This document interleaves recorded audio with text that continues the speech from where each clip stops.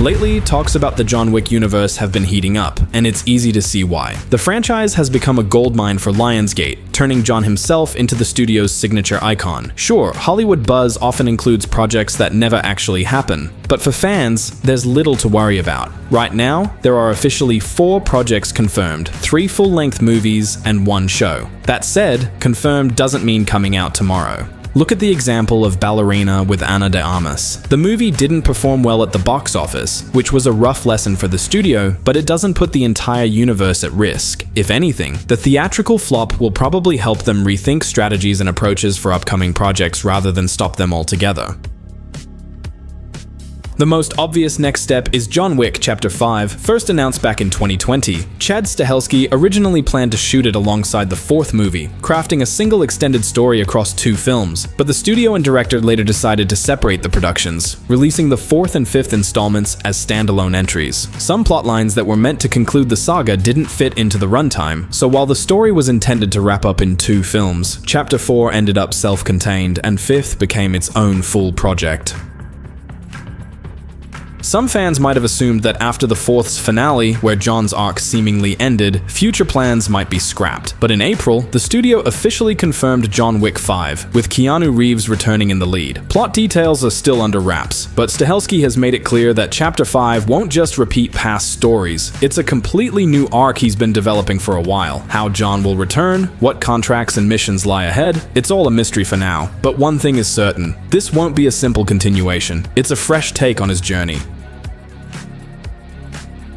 What's especially exciting is Stahelski's plan to expand the franchise's geography. In the first 4 films, we've traveled to Rome, Paris, Casablanca, Osaka, and even the Middle East. But Stahelski promises that's just the beginning. He wants to explore new locations never seen in the series, bringing fresh visual and narrative elements. Exactly how these new territories will fit into Part 5 remains to be seen, leaving plenty of room for speculation. Stahelski has already started dropping small hints. In a recent Empire interview, he confirmed the next film won't just retread familiar ground. He plans to step away from the high table storyline that dominated the first 4 movies. That chapter is closed. John's return won't be about settling old scores. It'll be a brand new story, showing the character from a different angle. No old grudges, no unfinished business, just something fresh, unexpected, and entirely new.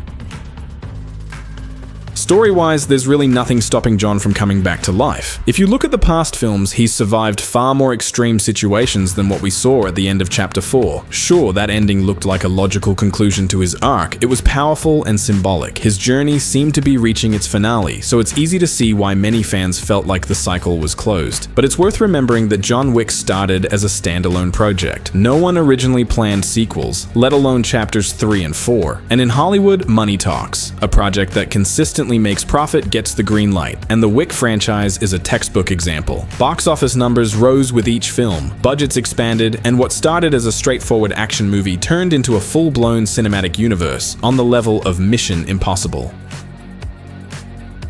Chapter 4 became one of 2023's most profitable films, bringing audiences back to theaters and boosting interest in the earlier films on streaming platforms. Given that success, it's hard to imagine anyone involved thinking the series should end now. From a story perspective, John's current arc does look wrapped up, but for Lionsgate, it's clear there's room to grow the universe further. The Ballerina example shows the studio is looking to gradually shift focus from the central character to the world itself. That opens the door to exploring other assassins, their origins, motives, and unique contracts. These kinds of spin-offs usually don't need massive budgets. The main challenge lies in choreography and practical effects, which makes them technically feasible but still exciting projects.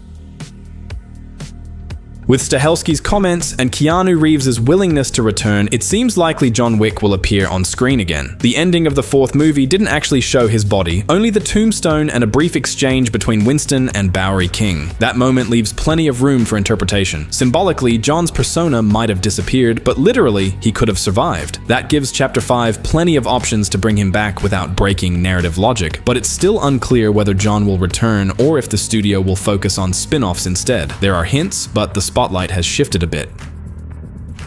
In 2023, Stahelski announced a new project, a series tentatively called High Table. Set after the fourth part, it focuses on completely new characters trying to seize power, possibly following John's methods but with their own motivations and ambitions. After the Continental series underperformed, Stahelski decided to take the director's seat himself, showing Lionsgate knows the franchise needs someone fully in charge of tone and quality. Story details are still under wraps, but the studio is looking for a British actor to lead, and the series style will be heavily inspired by classic Bond films. Expect spy elements, detective threads, and international intrigue, giving the franchise a fresh twist beyond the usual action-heavy tone.